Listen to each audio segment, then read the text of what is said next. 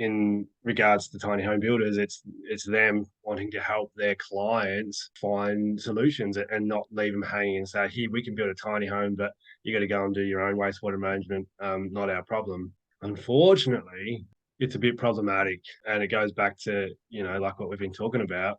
There is no one size fits all, and I've come across it many times. I talked about it before. The two camps that my consultancy clients sort of fit into, and very often the people that come from that "I've got a system and it's not quite right" camp, those people have very often bought tiny home from a builder who's also provided an off-grid wastewater management package.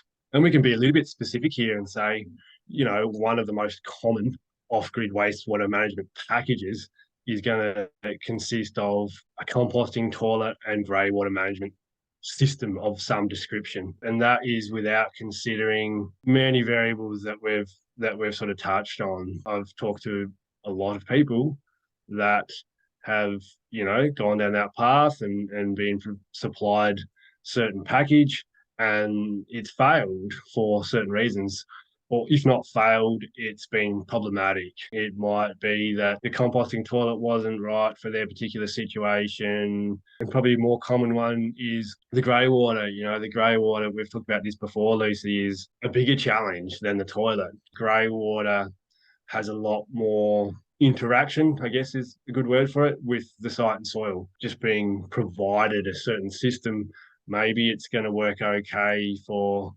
12 months' time, but then the soil is going to become clogged because there wasn't the right sort of grease trap installed, as a specific example. The tiny home builder can sort of wipe their hands of, "Yep, we've done our thing and it worked for 12 months." But then you're left with, in 12 months' time, an issue that you need to deal with, and potentially detrimental to the tiny homes industry moving forward. If there are cases where people are unhappy, if they don't like what they've been provided and it's not suitable for their lifestyle, they're going to be unhappy tiny homeowners. Or if what they've been supplied fails in a couple of years' time, and that's happening to other people around the place, that's going to be a bad look for the tiny home industry in a couple of years' time, where everyone's digging up their grey water trenches and having to replace them. Or maybe local government authorities are realising what people are doing and are picking up on the fact that the off-grid wastewater management package that doesn't comply with local government regulation, for example. There's a whole load of variables that are going to play a role, and that could make that one size fits all type of package problematic.